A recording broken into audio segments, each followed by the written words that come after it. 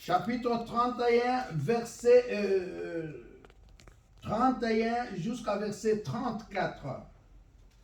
Je lis au nom du Seigneur Jésus-Christ. Voici les jours viennent, dit l'Éternel des armées, où je ferai avec la maison d'Israël et la maison de Juda une alliance nouvelle, non comme l'alliance que j'ai traitée avec leurs pères. Les jours où je les ai saisis par la main et pour le faire sortir du pays de l'Égypte ou d'Égypte. Alliance qu'ils ont violée, quoique je sois leur maître, dit l'Éternel. Mais voici l'alliance que je ferai avec la maison d'Israël après ces jours-là, dit l'Éternel. Je mettrai ma loi au-dedans d'eux, je l'écrirai dans leur cœur, et je serai leur Dieu. Ils seront mon peuple. Celui-ci n'enseignera plus son prochain, ni celui-là son frère,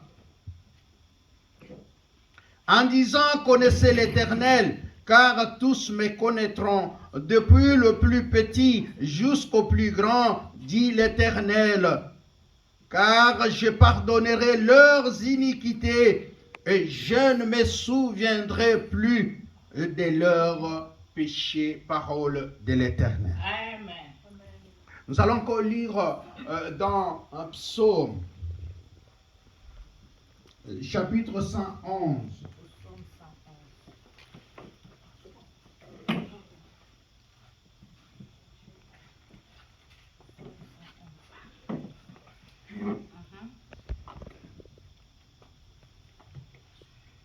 Nous lisons le verset 5 seulement. Il a donné de la nourriture à ceux qui le craignent. Il se souvient toujours de son alliance, parole de l'Éternel. Amen. Et nous lisons Luc chapitre 22, verset 19 à verset 20. Luc 22.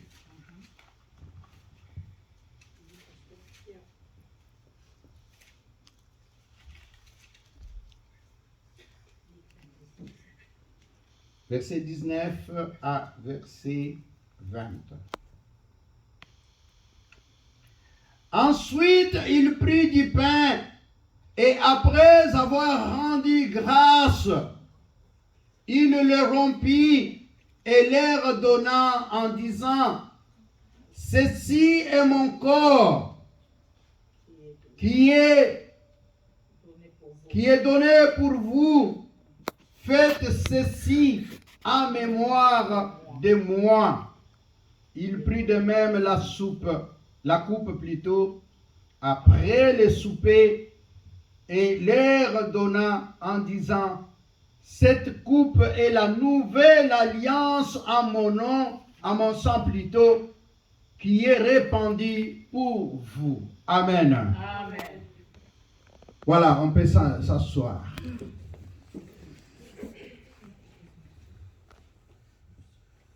Dans le premier verset que nous venons de lire, il est question de la promesse de la nouvelle alliance. Parce que notre thème d'aujourd'hui, Dieu est fidèle à son alliance. Amen. Amen. Dieu est fidèle à son alliance. Il y a 2 dimanches, j'ai parlé de la bénédiction de Dieu. J'ai dit la bénédiction divine. Et le dimanche passé, j'ai parlé de comment recevoir la bénédiction de Dieu. J'ai montré 2 choses. La première était qu'on peut recevoir la bénédiction de Dieu par héritage. Comme nous avons vu avec Isaac qui a hérité la bénédiction que Dieu avait promis à son père, Abraham. Et en deuxième lieu, j'ai dit qu'on peut recevoir la bénédiction de Dieu lorsqu'on est dans l'obéissance. L'obéissance qui vaut mieux que les sacrifices. Vous savez, nous pouvons faire des sacrifices et venir dans cette église. Mais aussi longtemps que nous n'obéissons pas, même si nous venons dans l'église, nous ne serons pas bénis. Alléluia. Amen. Je vous dis la vérité.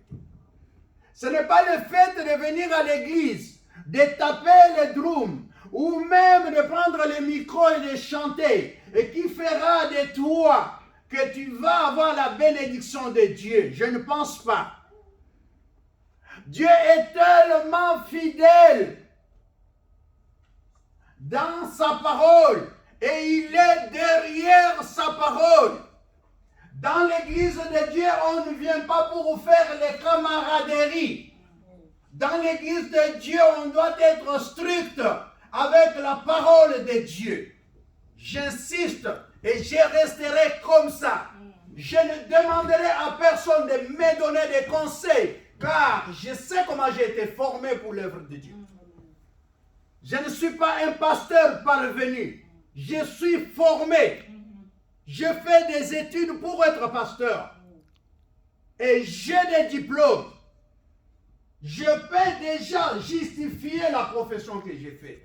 Et quand je vous dis ceci est mauvais, ça c'est bon. Quand vous ne voulez pas obéir, c'est votre problème. Mais moi, je sais que je suis dans la parole de Dieu. Amen, amen, amen. Si je sors de la parole de Dieu, je m'en fous. Il y a des églises où on permet n'importe quoi. Mais ce qu'ils permettent, est-ce que c'est la volonté de Dieu? C'est ça la question que les gens doivent se poser. Il y a des églises où les gens viennent que pour manger. Parce qu'ils savent que chaque dimanche on prépare. Amen. Mais ce n'est pas ici. Hein. Non. Ici, c'est pour apprendre Amen. comment être sauvé. Amen. Et si tu ne veux pas apprendre, tu vas dans les églises de chamaillerie là-bas. Dieu est fidèle à sa parole. Et Dieu est fidèle à son alliance. Amen. Je ne veux pas que les gens puissent m'apprendre le travail que moi j'ai étudié des années. J'ai commencé les études de la pastorale en 2002 jusqu'en 2011. Ça doit quand même vous dire quelque chose. Amen. 2002 à 2011.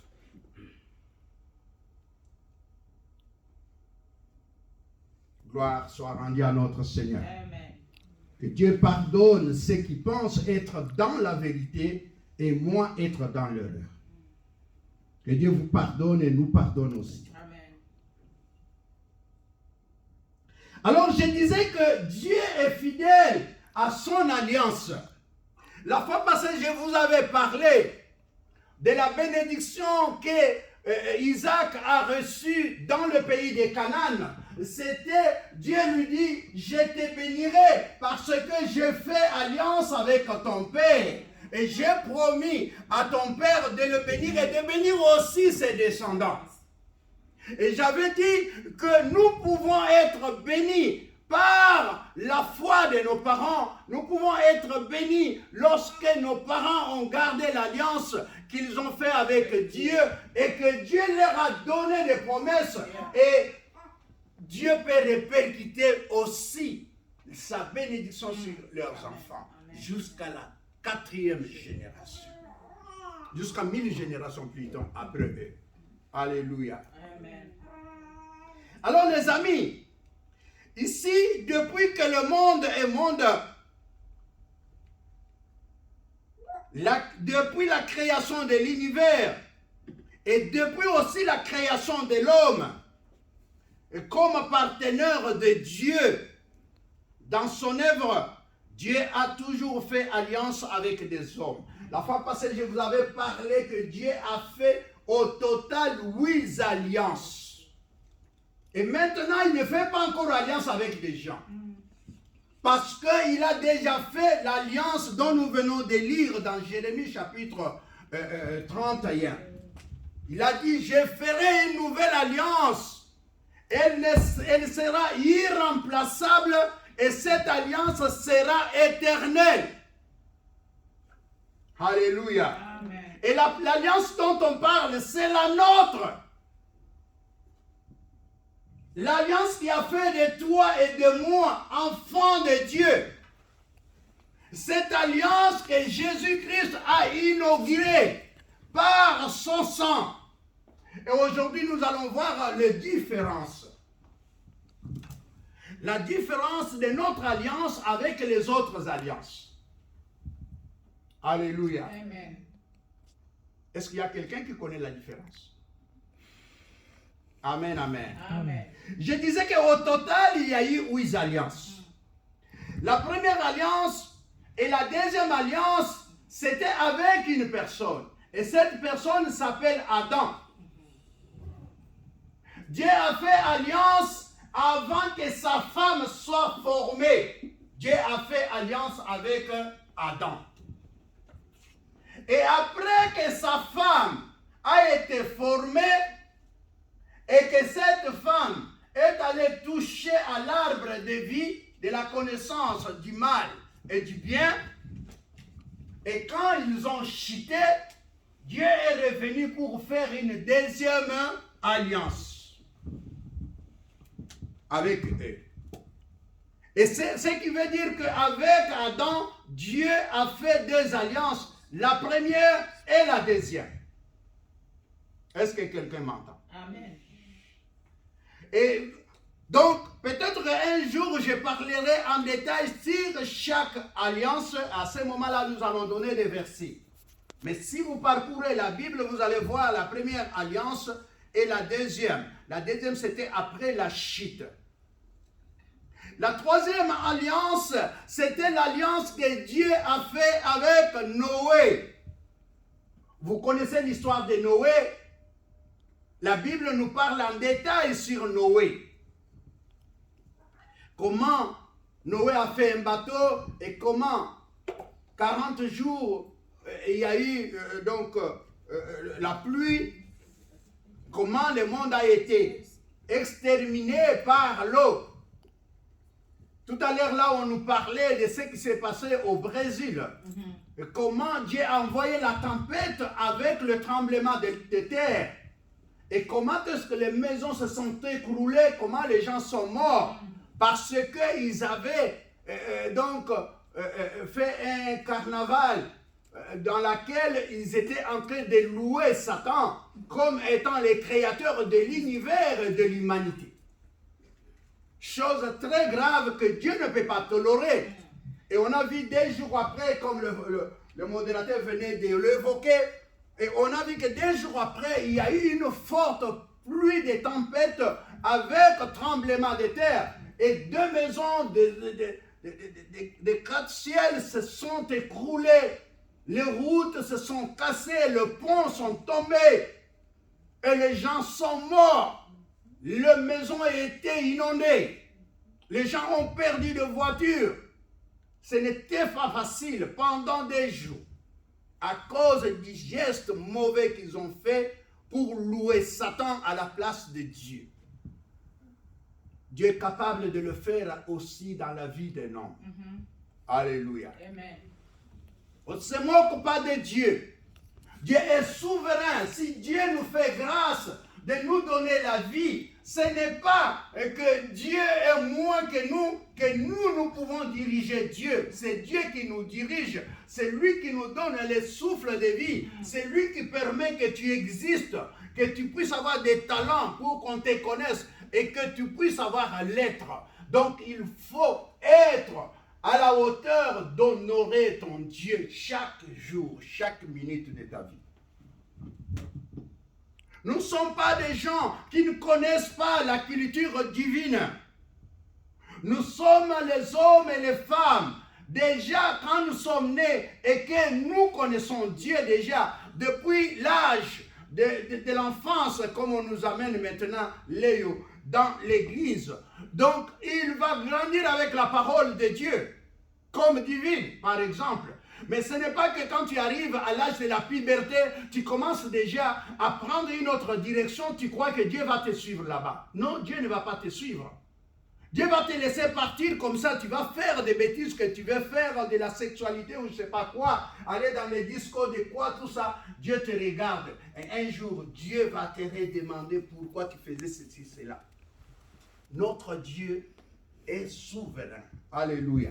Amen. La souveraineté, ça veut dire au-dessus de lui, il n'y a pas une autre personne qui puisse régner au-dessus de lui. Parce que le souffle de vie que tu as, la respiration que tu as, la façon dont tu vois, tu respires, tu écoutes, tu parles, c'est tout ça, ça vient de Dieu. Amen. Parce que Dieu pouvait faire en sorte que tu ne parles pas, tu deviens muet. Il pouvait même faire que tu sois sourd, tu n'entends rien. Quand les gens parlent, ils te font seulement les gestes. Mais Dieu a permis que tu parles, a permis que tu vois, a permis que tu entendes, a permis que tu sois en bonne santé. Et pourquoi ne pas le louer? Alléluia. Amen. Pourquoi ne pas le louer? Il est vrai, hein? Nous vivons la démocratie. La démocratie signifie chaque personne peut faire ce qu'il veut, mais cela n'annule pas la divinité de notre Seigneur. Surtout ici en Occident, où les gens ont détruit l'œuvre de Dieu.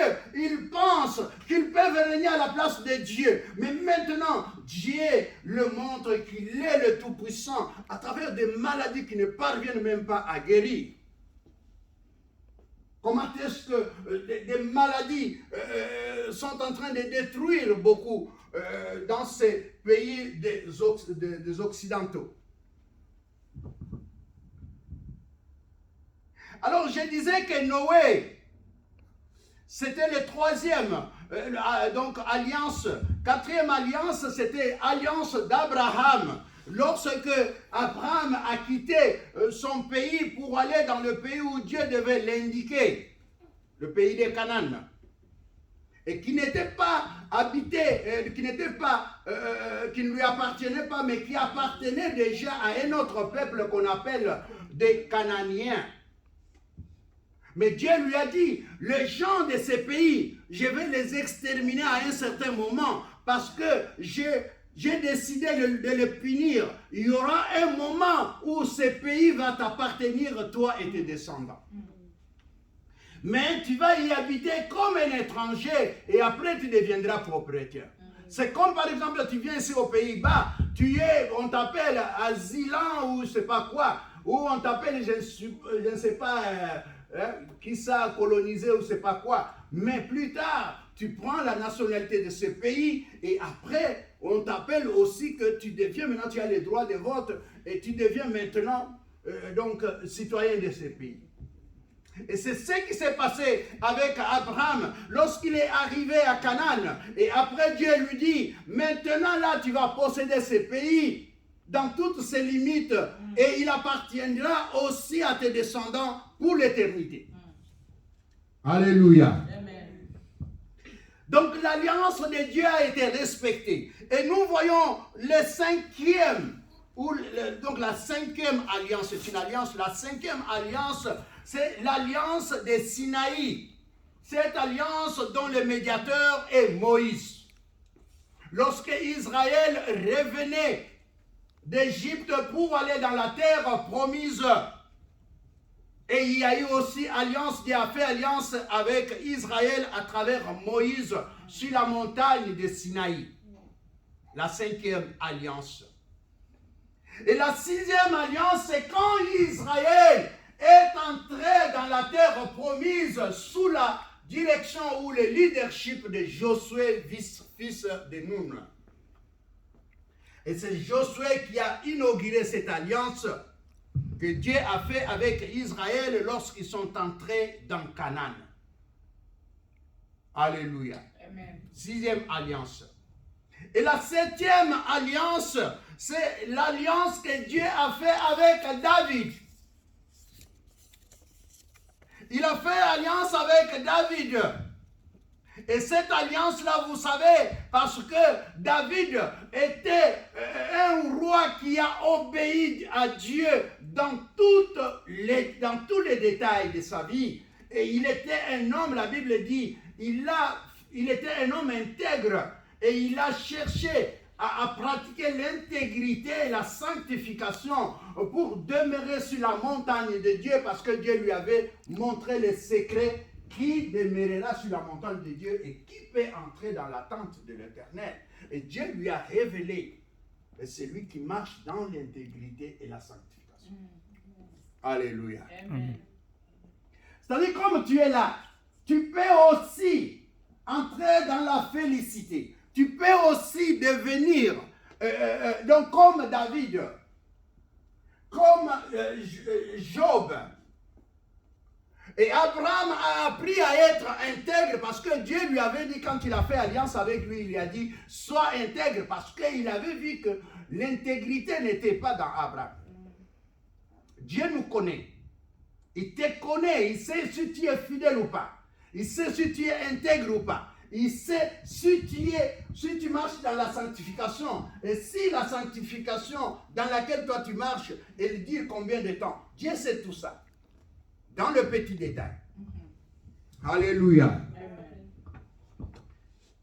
Et ça, c'était donc la 7e alliance et l'avant-dernière. Et la dernière, c'était l'alliance de Golgotha. Cette alliance que Jésus-Christ, quand Jésus-Christ est mort sur la croix, Dieu a conclu la dernière alliance. Et cette alliance dont il a parlé à travers Nebium. Nebium signifie prophète en grec. Donc, c'est-à-dire à travers le prophète Jérémie. Et il a dit, je ferai une nouvelle alliance. Et cette alliance dont il parlait, c'était l'alliance de Jésus-Christ. Et c'est une alliance qui ne sera pas remplacée. C'est une alliance qui est perpétuelle. C'est-à-dire, ne pensons pas que Dieu va encore faire une autre alliance. Jésus ne reviendra pas encore mourir sur la croix. Il est mort une fois pour toutes. Il a payé le prix déjà. Alléluia. Amen. Alors, quiconque croit en Jésus aujourd'hui, donc il passe de la mort. C'est parce que nous étions condamnés à la mort éternelle. Donc nous passons de la mort à la vie éternelle. Et à ce moment, nos noms sont écrits dans les livres de vie parce que nos noms ont été effacés. Mais c'est par la foi en Jésus-Christ qu'on redevient enfant de Dieu. Mais nous sommes des créatures de Dieu. Mais on devient enfant de Dieu que par la foi en Jésus. Donc ne vous étonnez pas quand vous voyez de blancs. Ils sont des créatures. Dieu les a créés. Mais pour qu'ils soient des enfants de Dieu, ils doivent accepter Jésus-Christ comme Seigneur et Sauveur. Amen. Et ils doivent marcher selon la conformité de la parole de Dieu. Alléluia. Amen. Est-ce que quelqu'un m'entend? Amen. Vous êtes fâché contre moi? Hein? Non, pourquoi? Vous êtes fâché? Que Dieu vous pardonne. J'ai rien fait. Que Dieu pardonne la personne qui est fâchée contre vous. Amen.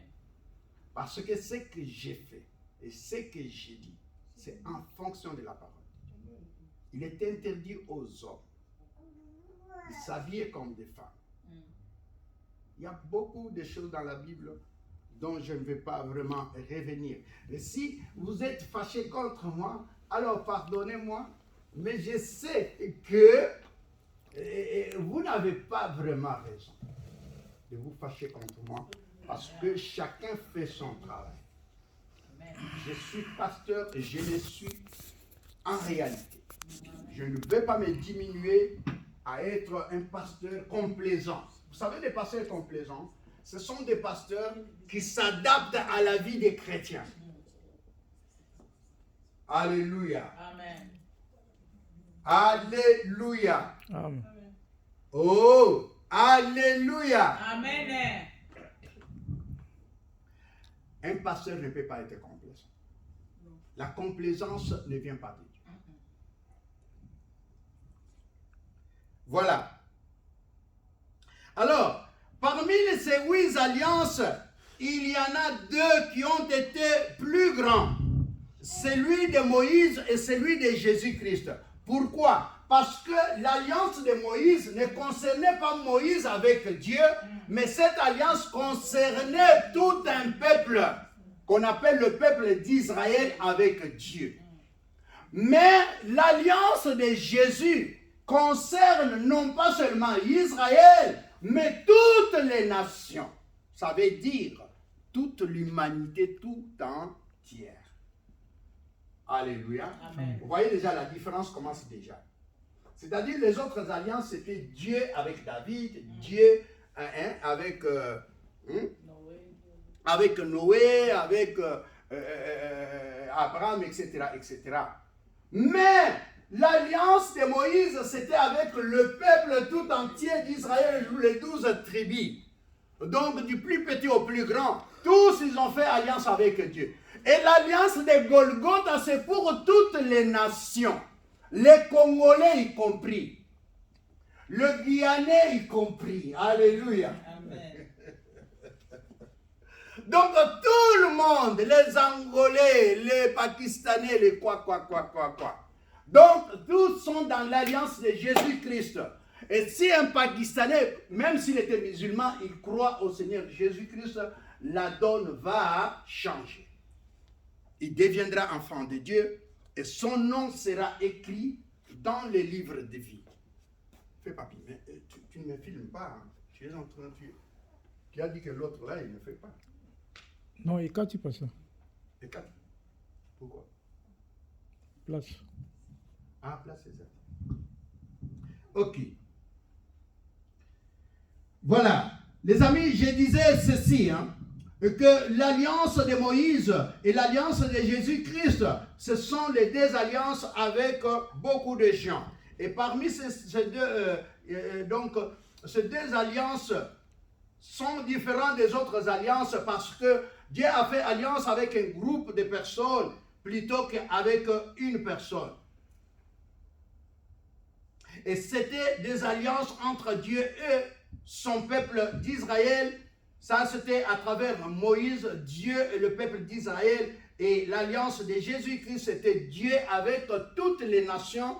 Et entre parenthèses, l'humanité tout entière. Amen. Amen. Et toutes ces 2 alliances, comme je disais, ont eu lieu sur les montagnes.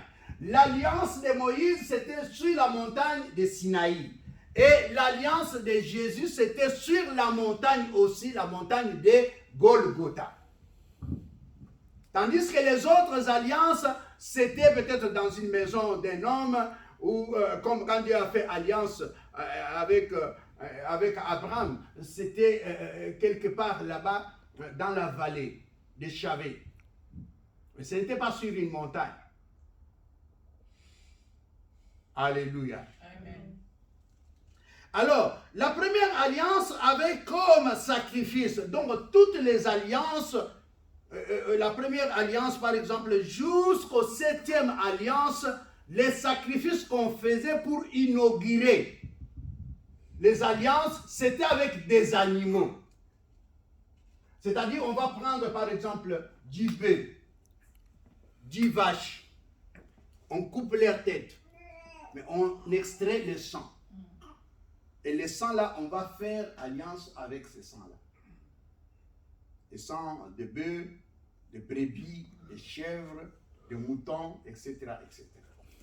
Donc, depuis les temps d'Adam jusqu'au temps de David, c'était toujours des animaux. Le sang des animaux. Et parce qu'il est écrit que sans effusion de sang, il n'y a pas le pardon des péchés.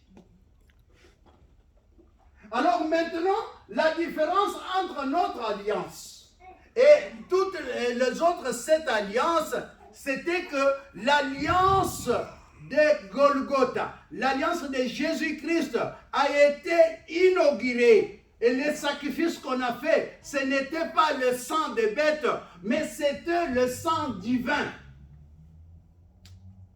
Pas le sang d'un homme, mais le sang de Dieu. Parce que les hommes avaient péché, les hommes n'avaient pas un sang sacré, un sang qui était saint. Il ne fallait même pas qu'un homme meure pour qu'on prenne son sang. Non, il fallait que Dieu lui-même puisse donner le sang. Les sacrifices par excellence, les sacrifices parfaits. Alléluia. Amen.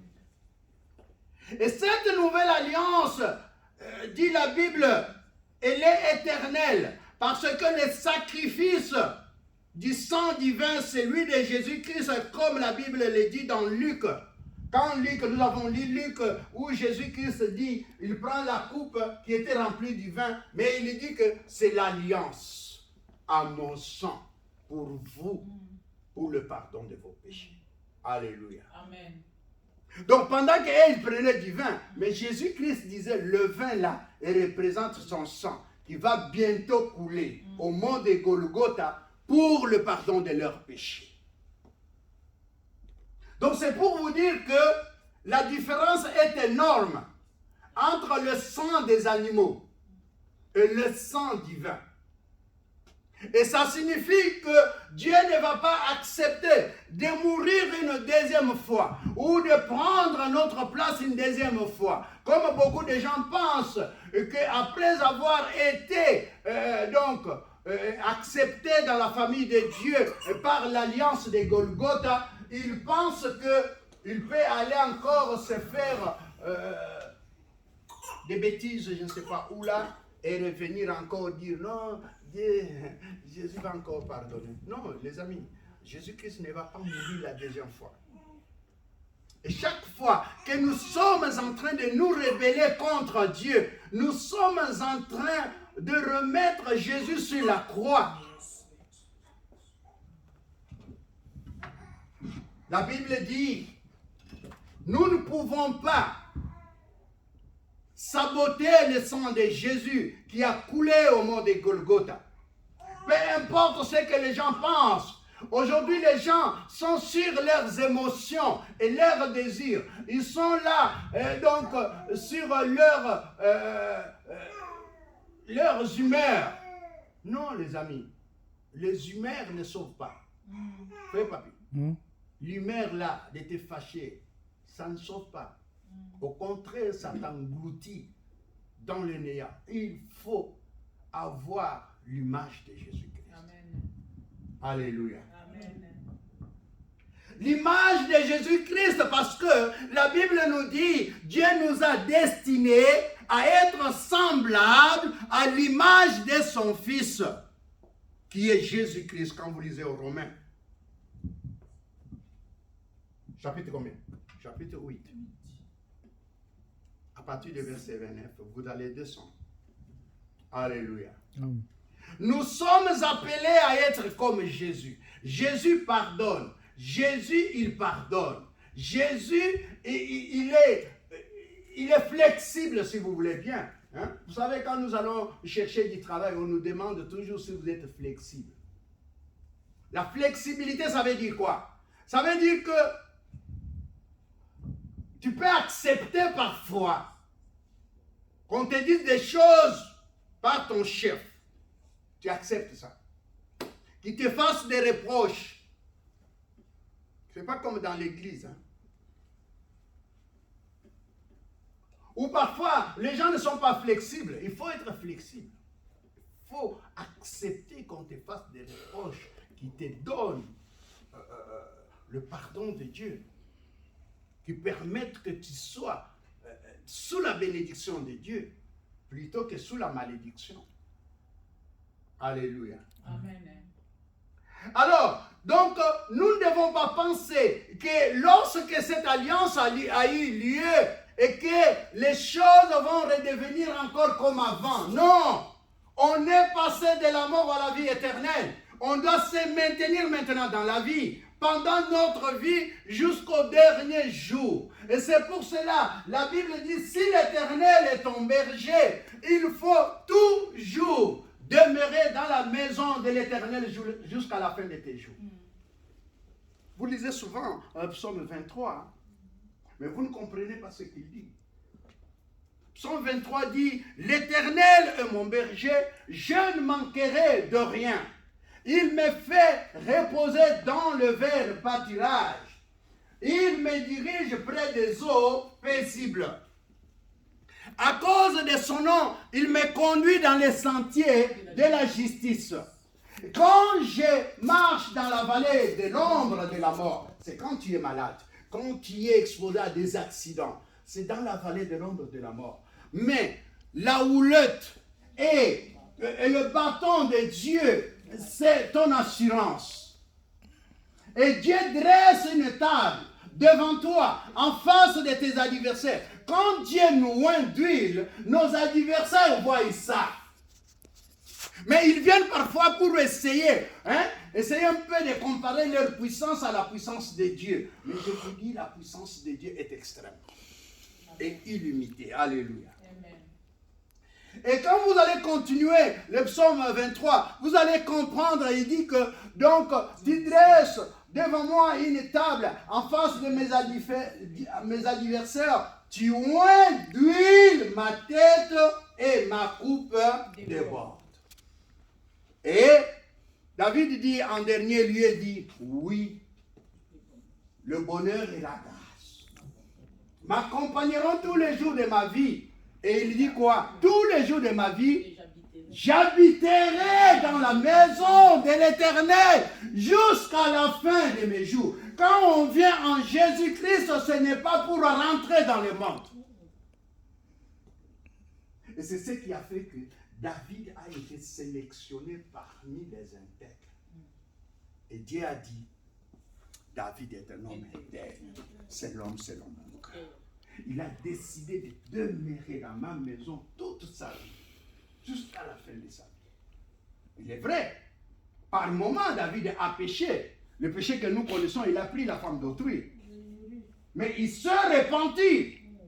Lorsque le prophète est venu vers lui, le prophète lui a dit, David, tu as péché. Ce que tu as fait, ce n'est pas bien.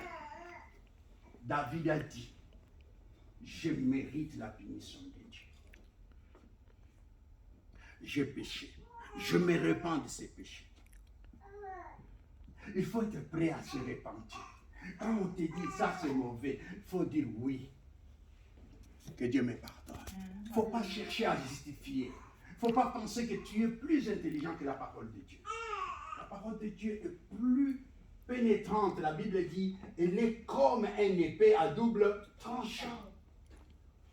Elle pénètre même notre esprit jusqu'au moelle épinière. La Bible dit, la parole de Dieu, c'est elle qui nous donne la vie. Mais au dernier jour, la parole de Dieu va nous accuser. Elle va témoigner contre nous lorsque nous ne l'avons pas obéi. La Bible dit, Jésus dit, ce n'est pas moi qui vous jugera au dernier jour. Mais c'est la parole que je vous ai annoncée. Mais déjà vous êtes purs à cause de la parole que je vous ai annoncée. La parole nous purifie. J'avais dit l'autre fois que la parole nous purifie. Il purifie non seulement le corps, mais il purifie l'âme et l'esprit. Amen. Alléluia. Amen. Voilà pourquoi nous devons être fiers d'être enfants de Dieu. Parce que nous connaissons des choses que les païens ne connaissent pas. Et nous pouvons mettre en pratique la parole de Dieu. Et pour notre félicité, la félicité, ça veut dire le salut éternel. Ça ne sert à rien de discuter. On a dit, non, Dieu a dit. Dernièrement, maman Bijou m'a envoyé une cassette, là. Enfin un audio, où un prêtre était en train de dire. Mais ce qu'il a dit, ce n'est pas mal du tout. Parce que les écrits de Paul, les gens les interprètent d'une manière et d'une autre. Et puis le mot intermédiaire et le mot médiateur, c'est des choses différentes. Donc, Paul dit, il n'y a pas un autre médiateur pour nous, entre les hommes et Dieu. Mais certaines personnes, quand ils prêchent, ils disent, il n'y a pas un autre intermédiaire. Non, déjà le pasteur est un intermédiaire entre l'Église, entre le chrétien et Dieu. Donc quand il vient, il te prêche la parole de Dieu. Il est intermédiaire. Amen. Donc ce n'est pas Dieu lui-même qui t'a parlé, mais Dieu t'a parlé à travers lui. Donc c'est-à-dire certaines choses que le prêtre là est en train de dire, il les dit avec raison. Mais néanmoins, moi je sais que pour notre alliance, j'ai dit bien pour notre alliance, cette alliance de Golgotha, il n'y a pas, ce n'était pas Moïse qui était un médiateur. Ce n'était pas Josué qui était médiateur. Ce n'était pas Abraham qui était médiateur. Ce n'était même pas David qui était médiateur. Mais celui qui était médiateur entre nous et Dieu, c'est Jésus. Amen. Intermédiaire, c'est autre chose. Mais médiateur. Alléluia. Amen. Médiateur est seul entre les hommes et Dieu. Le médiateur, c'est Yoshua Yomashua, Jésus-Christ de Nazareth. C'est lui le médiateur. C'est lui qui est mort pour nous. C'est lui qui a donné son sang pour nous. Et c'est lui qui a proclamé l'accomplissement de toute notre alliance ce jour-là, lorsqu'il a donné l'âme. Et lorsqu'il a vu que le Saint-Esprit lui quittait, et il a dit, Père, parce qu'il est conçu par la puissance du Saint-Esprit. Et lorsque le Saint-Esprit sortait de lui, il savait qu'il est sorti. Il a crié, il a dit, Père, pourquoi m'as-tu abandonné? Oui, Père devait l'abandonner. Le Père devait l'abandonner. Le Saint-Esprit devait l'abandonner parce que si le Saint-Esprit n'était pas sorti de Christ, Christ n'allait pas mourir. Alléluia. Amen. Il n'allait pas mourir. Il fallait que le Saint-Esprit sorte pour qu'il soit maintenant transformé en agneau de Dieu. Et que son sang coule, qu'il meure pour l'accomplissement de l'alliance. Parce que quand on attrapait des bêtes et qu'on les tuait, on ne les laissait pas vivants. On les tuait vraiment. Et les gens mangeaient leur chair. Et le sang, c'était pour les sacrifices. Alors il fallait que Jésus meure sur la croix, qu'il la rende l'âme. Mais le Saint-Esprit en lui, Jésus ne pouvait pas mourir. Mais il fallait que le Saint-Esprit sorte. Parce que quelqu'un a dit, mais pourquoi Jésus a dit, Père, Père, pourquoi m'as-tu abandonné? On dit, vous ne comprenez pas. Que si le Saint-Esprit ne l'avait pas abandonné, il n'allait pas mourir. Et notre situation allait rester comme ça, sans pardon. Le péché original là, que Adam et Ève ont fait là-bas de manger, je ne sais pas quoi là, hein, ça allait toujours être sur nos têtes ici. Alors il a fallu que nous soyons, que nos péchés soient effacés. Alléluia. Amen. Et que nous puissions avoir libre accès. La Bible dit qu'il fallait que le voile se déchire. De haut en bas. S'il était déchiré de bas en haut, on allait dire, ah, les gens sont venus, ils ont coupé ça, hein, avec les ciseaux comme Maman Esther le fait. Non, c'est depuis le haut là-bas. Parce que le voile, de haut en bas, c'est déchiré, ça veut dire quoi? Aujourd'hui, nous avons accès au sanctuaire. Par ta prière, tu peux toucher le ciel. Dieu peut t'exaucer. Mais il faut faire le préparatif avant d'entrer dans la prière. Alléluia. Amen. Vous savez, je laisse ça. Je ne le dis pas pour tout le monde.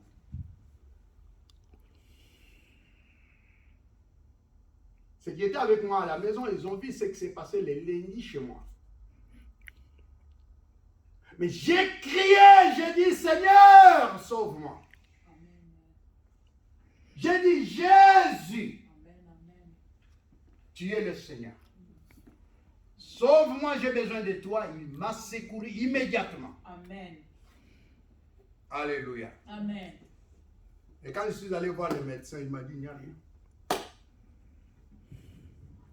Amen. Nous avons un médecin extraordinaire. Un médecin par excellence. Yoshua Yomashua. Il guérit. Il délivre. Il donne la vie à qui il veut la donner. Amen. Amen. Amen. Et il est souverain. Amen. Amen. Personne ne peut lui dire, Yesu, yaka, osala boponga na ndima yo. Yesu otala yo sécurité, hein? Oyo ndimanga. Oyebi batu boni dans le monde. Vous allez aux États-Unis là-bas, vous avez combien d'États? 52 États. Il n'y a pas de pays où les gens prient comme les États-Unis. Hein. Malgré qu'il y a beaucoup de péchés. Hein. Mais là-bas, on prie. Hein. Je suis arrivé au Texas. Je voyais partout dans les rues, les gens disent toujours, My God, Jesus. Moi, je dis, bon. Dans les magasins, les gens disent, My God, Jesus. Oh, mais ce n'est pas comme ici. Hein. Ici, là, tu peux entrer dans les bus, tu n'entendras pas quelqu'un dire Jesus. Jamais. Mais les Américains, là, mais ce sont des Européens qui habitent en Amérique. Il y a des États où c'est occupé par des Italiens, il y a des États où c'est occupé par des Irlandais, il y a des États où c'est occupé par des Allemands, il y a des États où c'est occupé par des Anglais, il y a des États où il y a des Belges, etc., etc. Parce que ce sont eux-là qui sont allés là-bas. Le pays là de l'Amérique ce n'était pas leur pays, c'était le pays des Indiens. Ils ont confisqué ça comme ils veulent faire ça avec le Congo.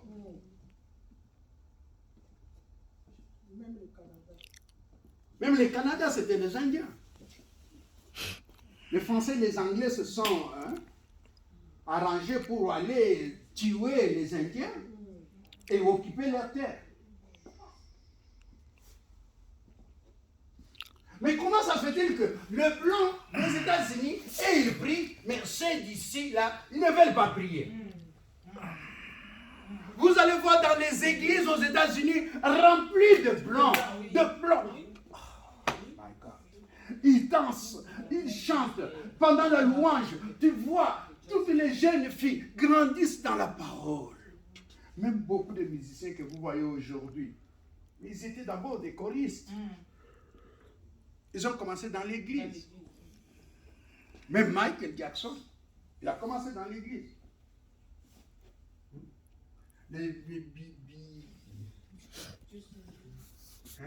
L'autre là, comment on dit? Beyoncé. Elle a commencé dans l'église. Elle était choriste. Donc c'est pour vous dire que là-bas, on risque de entrer dans l'histoire. Alors, cette nouvelle alliance, la Bible dit, elle est éternelle. C'est-à-dire, on ne peut pas la remplacer pour une autre alliance. Par cette alliance que nous sommes devenus des alliés de Dieu. Vous savez ce qu'on appelle alliés de Dieu. Vous comprenez l'OTAN. Quand vous allez en Belgique, hein, il y a une commune qu'on appelle Evere. Il y a le siège de l'OTAN. L'OTAN, ça veut dire quoi? Les gens qui ont gagné la guerre mondiale, ils se réunissent là-bas. Ils étaient avant avec la Russie, mais la Russie est sortie. Maintenant, ils sont restés les États-Unis, toute l'Europe, les États-Unis, la Turquie, et je crois encore un autre pays de l'Asie, je ne sais pas lequel. Donc, ils sont là, les Japon. Et la Chine aussi. Ils sont là, on appelle ça l'OTAN. Et c'est une alliance atlantique. Mais dans cette alliance, il y a tous les pays qui sont membres dans l'OTAN, on les appelle des alliés. Quand tu viens toucher à la Belgique, ici, même la Hollande, tu vas toucher à la Hollande, tu dis, moi je suis chinois, je ne sais pas, ou bien coréen, je viens combattre la Hollande ici. Tu ne vas pas combattre seulement la Hollande. Vous voyez ce qui se passe là-bas en Russie, en Ukraine. Ukraine, parce que l'Ukraine est à la porte de l'OTAN. Il est membre maintenant, il est déjà membre non intégré, mais il veut entrer. Et c'est pour cela maintenant, l'OTAN tout entière est en train de combattre la Russie parce que il est déjà membre affilié à l'OTAN. Donc l'allié là, ça fait qu'il bénéficie maintenant de la protection de tous ses alliés. Alors je voudrais tout simplement vous montrer maintenant que quand la Belgique elle est petite, hein, mais toi tu viens, tu t'attaques à la Belgique. Tu vas voir comment est-ce que toutes les grandes puissances vont tomber sur toi. Et c'est comme ça avec notre alliance. Amen. Nous sommes devenus des alliés du Créateur par l'alliance de Jésus-Christ. Maintenant là, quand quelqu'un t'attaque, ton allié qui est notre Dieu, il ne va pas te laisser être attaqué. Alléluia. Amen. Il vient te secourir. Il attaque nos ennemis. Et d'ailleurs, il est dit dans sa parole, il te dit que déjà que la vengeance et la rétribution m'appartient. C'est-à-dire, quelqu'un qui viendra te faire du mal, la vengeance ne viendra pas de toi. La vengeance viendra de Dieu. C'est pour cela, nous, dans nos prières, là, quand quelqu'un te fait du mal, toi, il faut rappeler seulement à Dieu, mais toi, tu m'as dit, tu es le Dieu de vengeance, de la rétribution. Qu'est-ce que moi, je vais faire?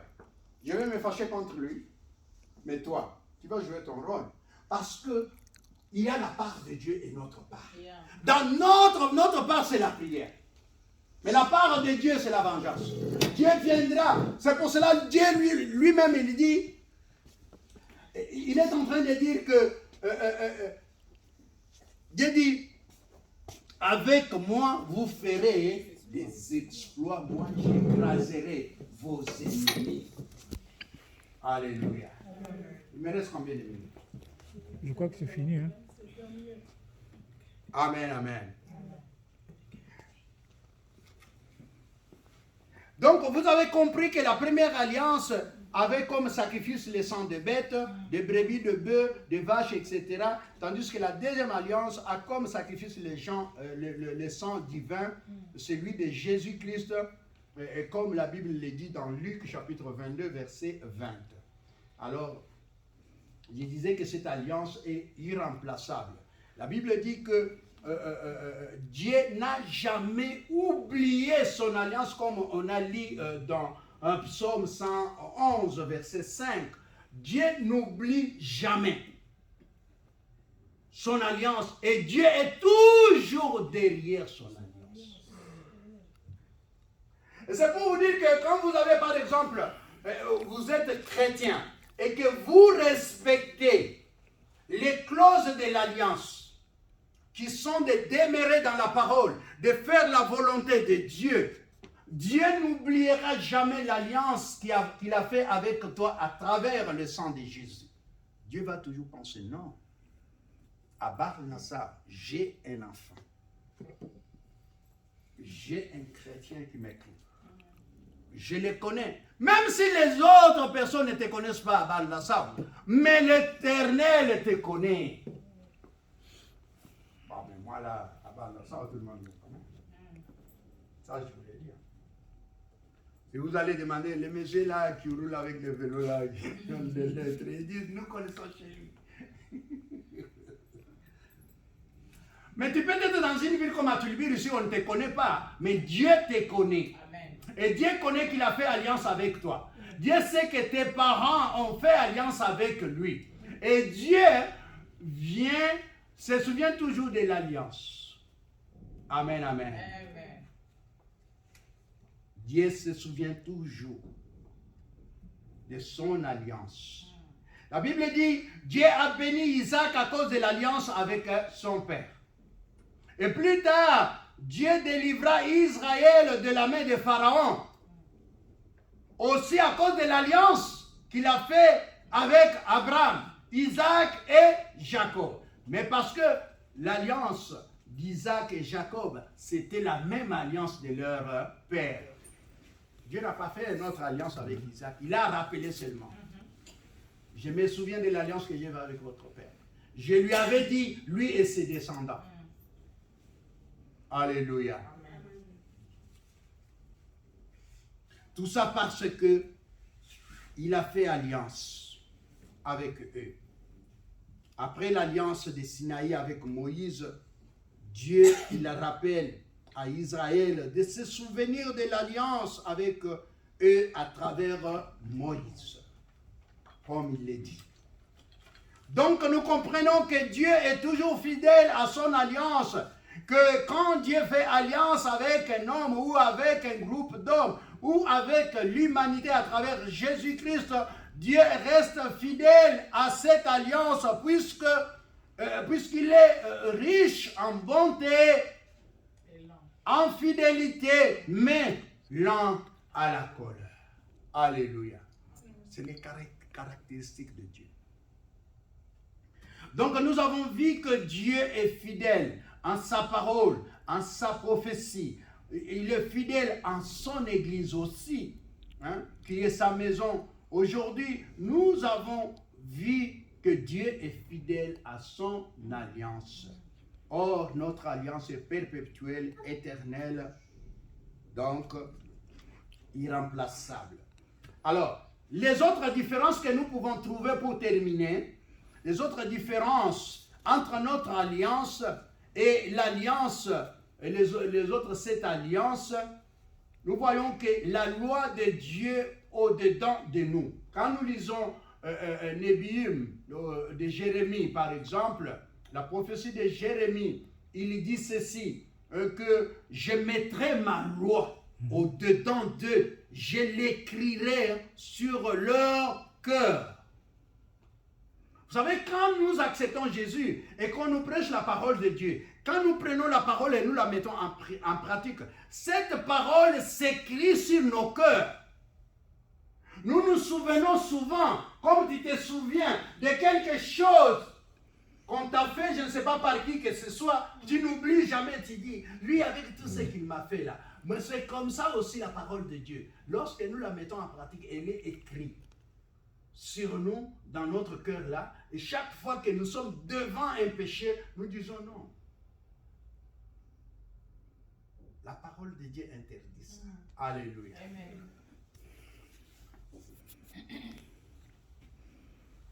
Personne n'enseignera à son prochain en disant connais le Seigneur, parce que la parole au-dedans de lui, dans son cœur, le rassure de la présence de Dieu en lui. C'est la parole qui nous rassure la présence de Dieu en nous. Alors il y a des gens, par exemple, des chrétiens de zéro là, des chrétiens de foufou, des chrétiens de semoule. Il y a des chrétiens de semoule. Il est en train de pécher, mais il oublie que la parole interdit ça. Ce sont les chrétiens de foufou, des kwanga. Les chrétiens de Matémbé. Alors, c'est que la parole n'est pas écrite sur son cœur. Si la parole est écrite sur son cœur, il ne va pas faire des bêtises. Personne n'enseignera son prochain en disant connais le Seigneur, parce que la parole au-dedans de lui, dans son cœur, le rassure de la présence de Dieu. Amen. Donc, de plus petit au plus grand, tous me connaîtront, dit le Seigneur. Dieu dit, je pardonnerai. Vous savez, notre alliance permet à Dieu de nous pardonner nos péchés. Et c'est pour cela que nous devons confesser. La Bible dit, si tu confesses de ta bouche, si tu confesses de ta bouche, et si tu renonces à tes péchés, il est juste et il est fidèle pour te pardonner. Pour te laver de haut en bas, même dans ton esprit, dans ton âme, tu es pardonné. Dieu dit, maintenant tu es mon enfant, tu peux donc exalter mon nom, tu peux faire ce que tu veux. Maintenant, le ciel est ouvert pour toi et le ciel a un œil favorable sur toi. Vous savez, quand Dieu a un œil favorable sur une personne, ses ennemis tremblent. Alléluia. Amen. Ils lui font du mal, mais dans leur cœur là, ça tremble parce qu'ils savent qu'ils ont touché au roi. À quelqu'un dont Dieu a rempli sa tête et sa coupe déborde. Et le Seigneur bénisse sa parole. Amen.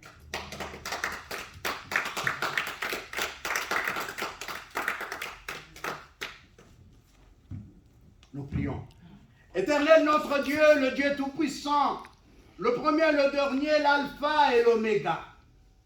L'Éternel des armées, tu as vaincu le diable, tu as vaincu les principautés. Tu as vaincu les dominations. Tu es assis sur un trône très élevé. Tu es celui qui nous a envoyé cette parole pour que nous puissions nous souvenir que tu es celui qui se souvient toujours de ton alliance. Nous sommes dans ton alliance à travers la foi en Jésus-Christ. Père, viens à notre aide. Quels qu'en soient les moments, quelles qu'en soient les circonstances, même quand tout le monde abandonne l'Éternel, Père, donne-nous la force de tenir ferme, de demeurer dans la foi. Pour que nous puissions avoir accès dans ta maison, que nous puissions y demeurer jusqu'à la fin de nos jours. Au nom de Jésus-Christ, notre Seigneur Sauveur. Amen. Amen.